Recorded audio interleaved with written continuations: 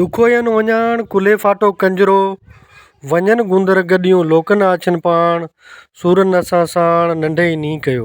Government high school Tando Mohammad Khan जे शागिर्द मुज़म्मिल वलद नदीम छलगिरीअ खे उस्ताद कापियूं न वठी अचण ते 26 शागिर्दनि खां चमाटूं हणायूं ऐं हिकु न पर 2 दफ़ा अहिड़ो वाक़ियो पेश आयो जंहिंखां पोइ उन तज़लील वारे अमल जे करे उन शागिर्द खे बुखार अची वियो, उनजी तबियत ख़राब थी वई।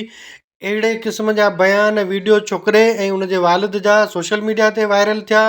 उन खां पोइ उहो उस्ताद शाहनवाज़ मेमण उहो पंहिंजी टीम समेत वरी अॼु उन छोकिरे जे घर पहुची माफ़ी वरिती आहे ऐं मैट्रिक ताईं उन पंहिंजी टीम समेत उन्हनि छोकिरे जो ख़र्चु बर्दाश्त करण जो ऐलान कयो आहे। वञी असांखे रोज़ रोज़ जे पादरनि जे करे बीमार थी पिया आहियूं। असांखे इंसाफ़ खपे।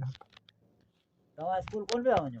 जी हा, 2-3 ॾींहं थिया स्कूल असां बीमार थी पियासीं पादरनि जे करे। अॼु बि कोन, अॼु वियासीं हुन जे करे अॼु वियासीं 2 ॾींहंनि खां पोइ त अॼु बि 26 ॼणनि खां असांखे चमाटो हणायूं। गवर्नमेंट हाई बॉय स्कूल में पढ़ंदो आहियां। असांजो टीचर आहे साईं शाहनवाज़ मेमण। उनजो असां 2 हफ़्ता खनि थिया आहिनि इहो वाक़ियो हले पियो। पाण बि नथो मारे। उनजे खां अलावा 26 खां 27 ॼणनि सां के रोज़ रोज़ छोकिरनि खां ॿियनि खां चमाटो हणाई वञनि थियूं। इन जॻह ते मास्तर पाण त मारे ॿारनि खां बि माराइनि, 25 26 ॿारनि खां माराइनि, थपड़ू हणाइनि इन्हनि खे। ऐं हिननि जो इहा हालत आहे।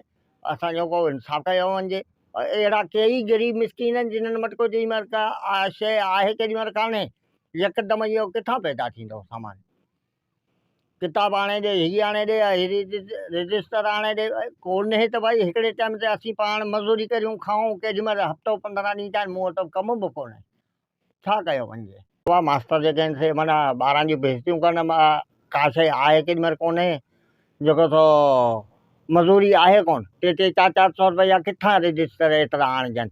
चइजे थो त वरी जेको थो पोइ वरी मास्तर इहे ॿारनि खां मुचड़ा हणाइनि। सुबुह खां वठी आयो आहे त रोई रोई बुखार अची वियो आहे।